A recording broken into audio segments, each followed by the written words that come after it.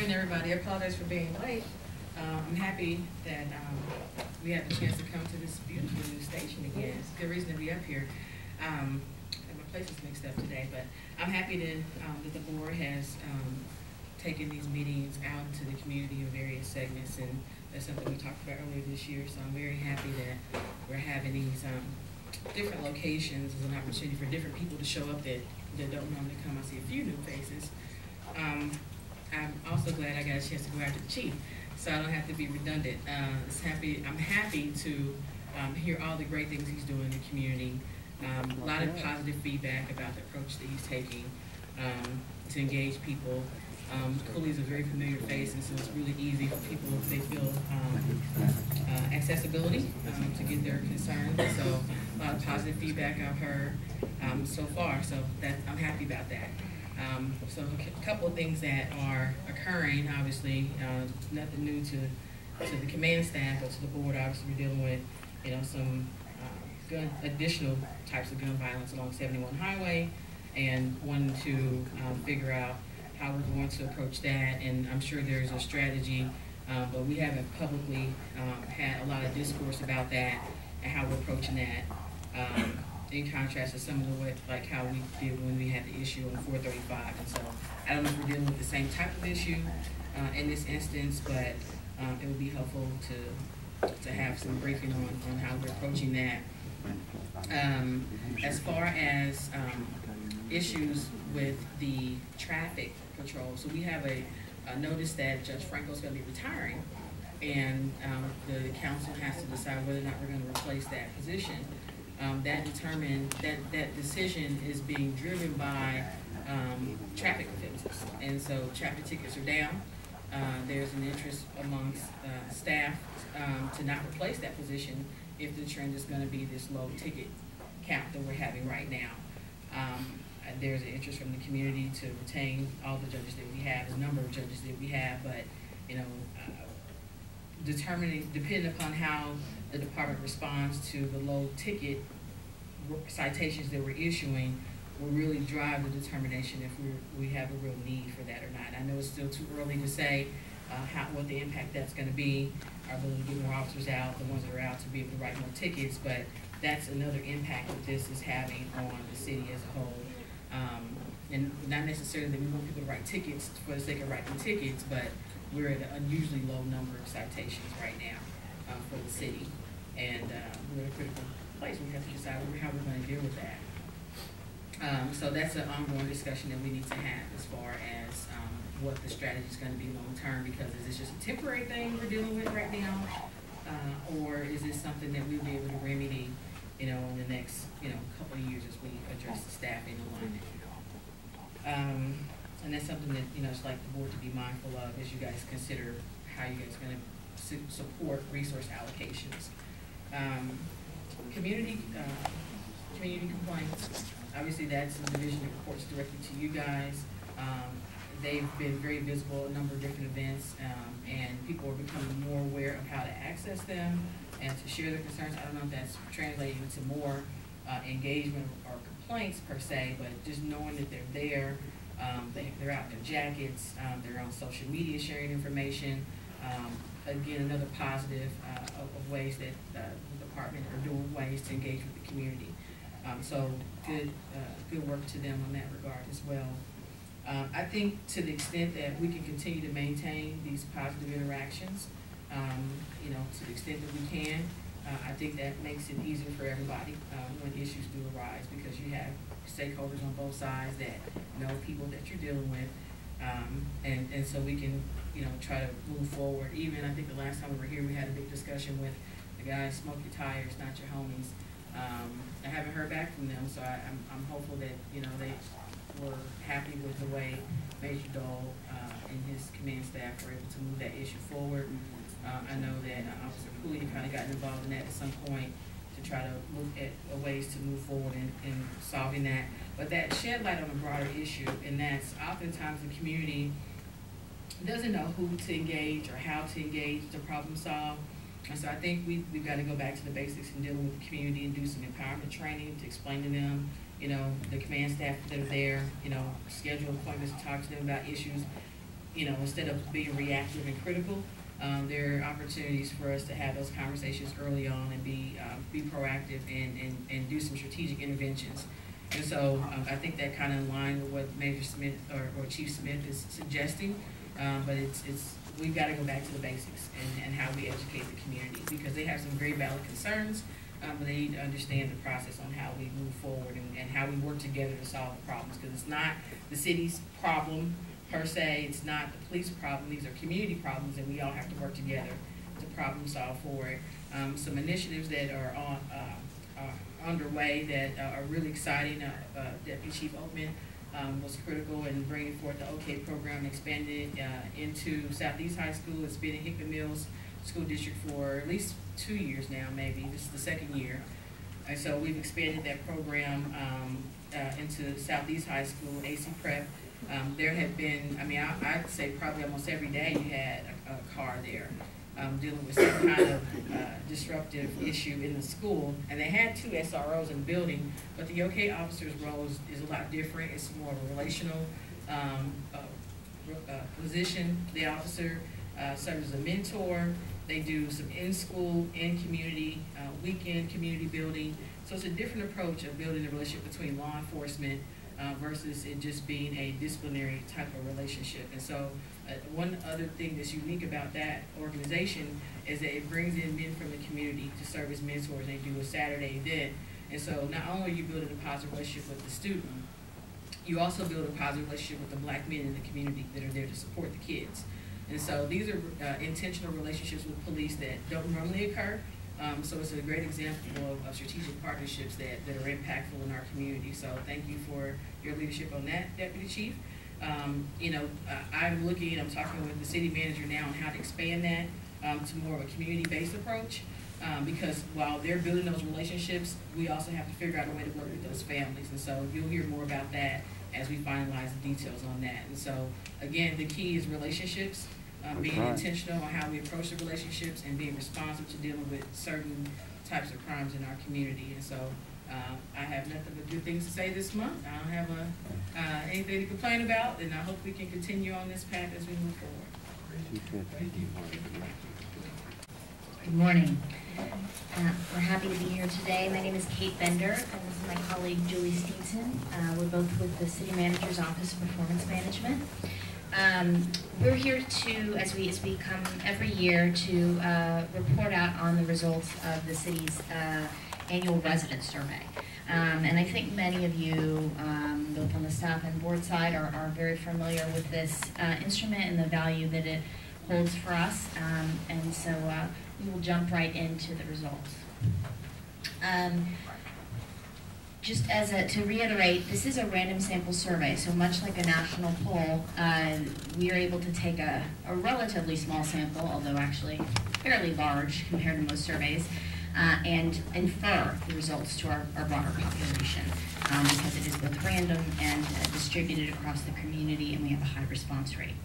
The ways in which we see that the survey is being of value to the city and the community are that it gives us a chance to really understand resident perception on various issues, both broad issues facing the community as well as city services. And we also have the opportunity to look across time compared to other city benchmarks, and also within groups, so look across geography and demographic groups to understand how perceptions may vary. Often that also gives us an opportunity to devise strategies or track the progress on strategies that are being implemented. And so we've really, over the last several years, integrated the resident survey along with lots of other data about city services into performance management efforts. And you see some of that in the KC STAT program, which KCPD is an active participant in. Final note, and you'll see this coming up, we also do have an opportunity in the survey to understand not only resident perception and satisfaction, but also their priorities. So going into just the quick overview on the actual survey administration. We have used the same contractor for quite a while as a national leader in resident survey administration. As I mentioned, we have about a 45% response rate, about 4,400 surveys out of 9,000 sent. and it is evenly balanced across council districts, which themselves are roughly even in population. And it is also balanced against the census in terms of population demographics to make sure that we're adequately reflecting our population base. Surveys triggered by mail, there's a phone follow-up, there's also an opportunity to complete online. And we actually do split the administration into 4 quarters. What you'll see today is the roll-up of all 4 quarters. Because of when we're presenting a little later this year than we usually do, you'll actually also see a reference to first quarter, FY18 fiscal year. And normally we don't have that in here, but since we have the results of the first quarter already, we thought we would go ahead and include them. The quarterly administration allows us to really track results a little bit more dynamically and understand perception as ebbs and flows. Just to give you a very, very broad understanding of the trajectory of the survey, and again, we're going to spend the vast majority of time going through just results around police services and safety. If you're interested in the results for other city services, both the full report is posted on the city's website, and there's also the presentation we gave to the city council in June, which covers, or July, which covers the full breadth of the results. In general, we have seen an upward trajectory in terms of perception of Kansas City as a place to live, and so that's what you see on this chart, is that you can see the results have sort of evened out over the last couple of years, but we're maintaining the growth that we've seen in increase in satisfaction, and we're also exceeding sort of the national averages that our contractor is able to provide us. I referenced the opportunity to look at prioritization, and you'll see this come up a couple times in the presentation, so I just wanted to take a moment to discuss how it works. Residents are asked about their level of satisfaction with a variety of issues. Within a section, they're also asked to select their top issues of importance that they think the city should emphasize for improvement. And that's what we mean when we talk about importance, is importance to improve. And so there's an established methodology in the survey world that looks at satisfaction, or really how many people aren't satisfied, and how many people think something is important, and allows you to sort of rank order at a glance. So that's what allows us to say if we have, you know, roughly even satisfaction in an area between several areas, which of these maybe doesn't make sense to place more resources or focus on, we can turn to the resident perception on that. This is what that important satisfaction table looks like across the board. So this is what we call the high-level questions. This is all sorts of different city services. Residents are asked what their satisfaction is with each of these at a high level, and then the survey goes on to delve into them. And in a minute, Julie's going to delve into the specific questions in the police section. But wanted to show you this table for a couple of reasons. One is that, as you can see, police is in the number 2 rank. It has very consistently been between 1 and 4 as long as I've been looking at the survey. I think it's probably maybe as long as it's been done.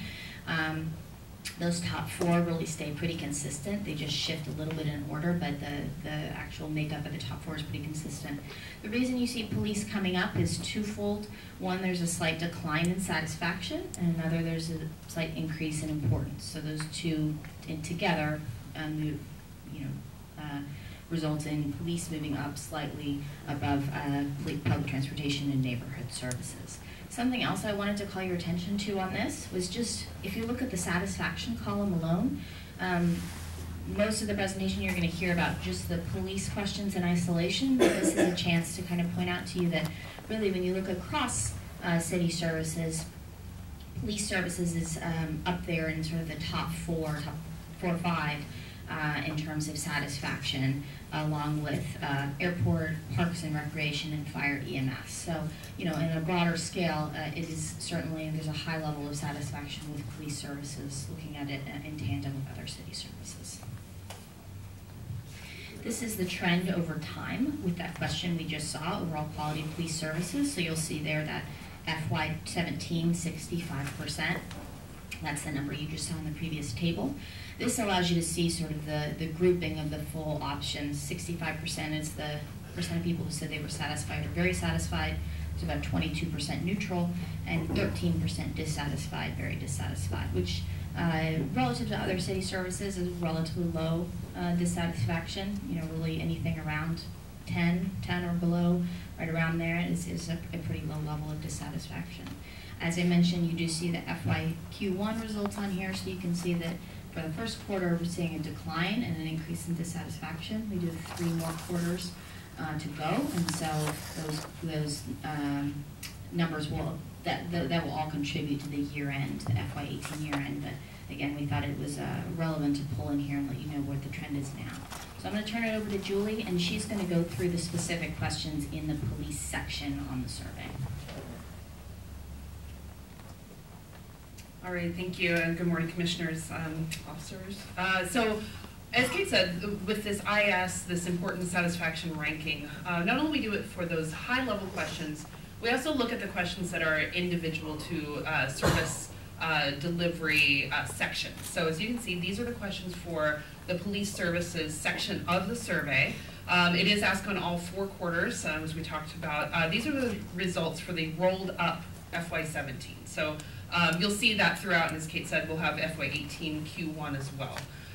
For these rankings remain very stable over time. I'm showing FY16, FY15, and then you can see that in FY16, I think that's mislabeled, should be FY17, but you'll see they stay very stable. Efforts to prevent crime is the #1 ranking, visibility of police, and how quickly police respond to emergencies. I would say that we have the opportunity every year to annually look at these questions and the way that they're worded, look at best practice questions from other services, and also make sure that they remain relevant for our department operations. So we'll be doing another review of these questions in the spring of 2018. So we would very much appreciate feedback from you all as to what survey questions you think would be relevant for the department, and also if you happen upon best practice industry questions that would give you insight into our residents' levels of perception and satisfaction. So just putting that out there, that's something we'll begin in the spring of 2018. Do we have copies of the actual questions? The questionnaire can be found on the website, kcmo.gov/survey. It gives you all questions for all city services. But this is actually, the way you see the word here is the wording of those questions. All right, so the next few slides you'll see we have a trend, and then we also have the geographic distribution by zip code. We can look at it in several different ways, geographically, by different demographics. So these maps give you a perception of where we are in zip code. Some of the zip codes we do not have a high enough level of satisfaction or a level of respondents to be statistically significant, but where you know that there are higher levels of density of population, we can be fairly sure to rely on those results. So with this one, we understand that this is a broad community question, but beyond just police services. So looking at efforts to prevent crime, we've seen a decline over the last few years. That trend is continuing in FY18 Q1 with a decline. So I think we may end up the year again with a slight decline in that question. What you can see, though, from the map is that the city pretty much is at about a similar satisfaction level. The yellow indicates that it's a neutral level across most geographic areas of the city. And you'll see a contrast to that in a question coming up. Visibility of police in neighborhoods. Again, trend is similar, though the satisfaction level is a little higher. You can see it's starting to go back to a trend from 2005, which is what we consider our baseline year. So we've seen an upward trend back down to a lower trend the last few years. Again, this is a fairly equally distributed sentiment across the different zip codes in Kansas City. So again, a more neutral response across all of our demographics across the city. How quickly police respond to emergencies. This is a little bit of a longer term decline, a very steady decline, but we're again seeing that continue to trend. This is the map that I referenced, that we see a little bit of a variation in the geographic distribution, with some areas feeling more positive, mostly in the patrol divisions north of the river and the zip codes there, and then some areas, some spots in the in the center of the city and then sort of in the outskirts. So, you know, I think that you all know better than we do necessarily how that plays out in the operations of the division or the department, but you can see that this is one of those areas where there is a variance across geographies. These are the other questions that are in the section. I won't belabor them too long. They did see slight declines, but these are very stable over time. Effectiveness of local police protection. We look at that as the question that's most closely monitoring this perception of the actual operations of the department.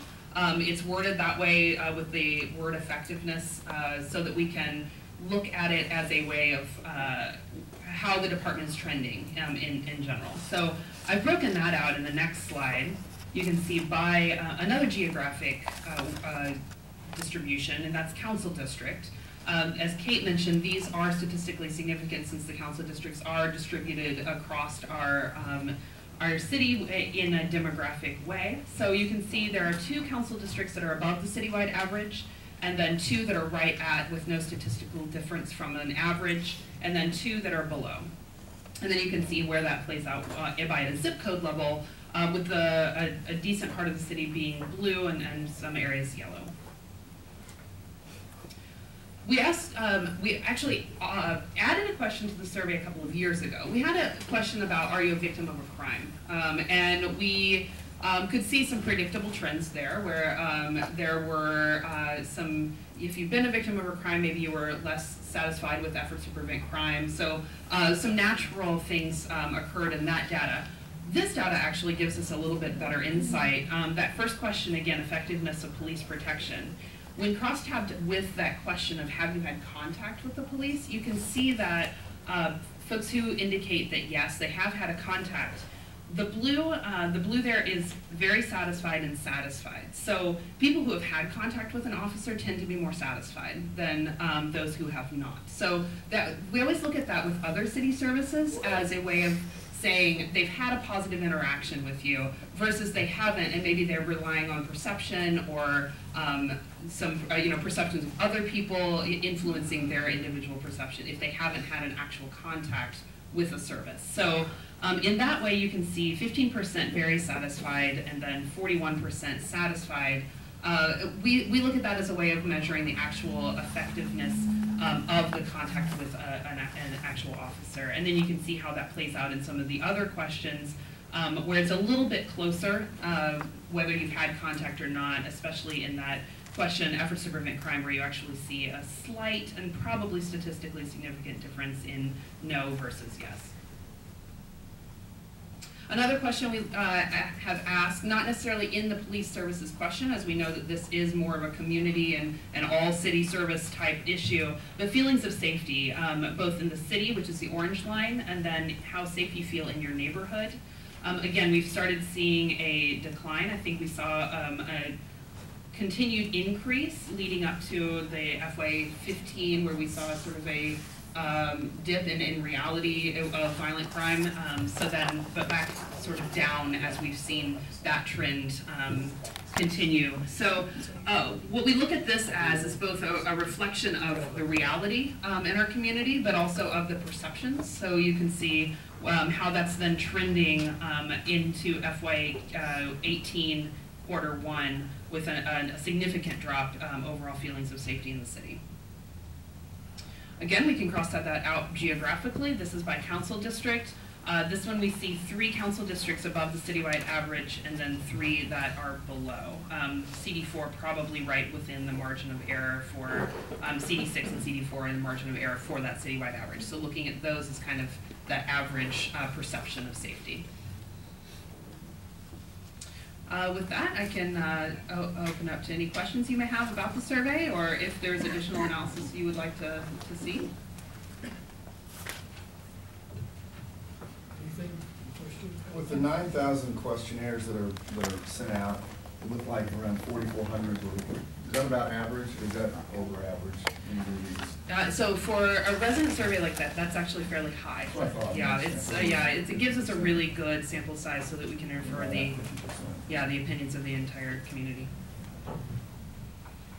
I noticed throughout, for all councilmanic districts, that everybody feels safer in their own neighborhood than in the city as a whole, do you have anything to which you attribute that? You know, that's actually a trend we see with a lot of city services. When we ask about condition of streets or sidewalks, the hard infrastructure things, same trend. People tend to have a lower perception when you ask more globally about things in the city versus what they see right outside their front door. We feel like that may be just an element of human behavior, that yes, my neighborhood is safer, but the city. So, you know, I think that there's probably an element of personal choice involved in that they have chosen to locate in a specific area and they feel safer in that particular neighborhood because they know it versus the perception they have of the larger global picture of the community. But does that lead you to believe that there is some way to change that perception because it's maybe more of a perception than a reality? You know, when we look at things like that, we also kind of insert the idea of public relations, communication, continued efforts to make sure people have positive interactions within their neighborhood and globally within the city as well.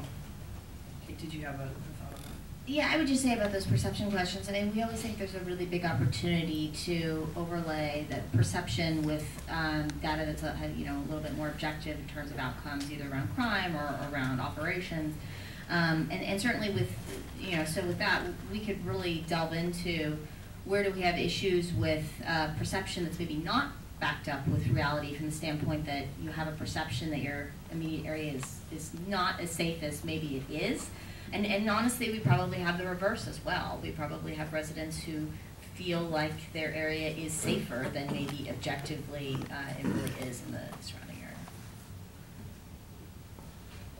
area. And I would just add that is an exercise we do quite frequently, as Kate mentioned, that we paired this information as sort of that high-level perception and incoming input from our residents with operational data as a way to balance so that we know these are the opinions of our residents, which are very important to us, but we also know that there are objective measures of performance. And when we look at those two things in tandem, it gives us a really good picture of what direction and how to prioritize. Any further questions? Thank you all very much. Thank you. In the minutes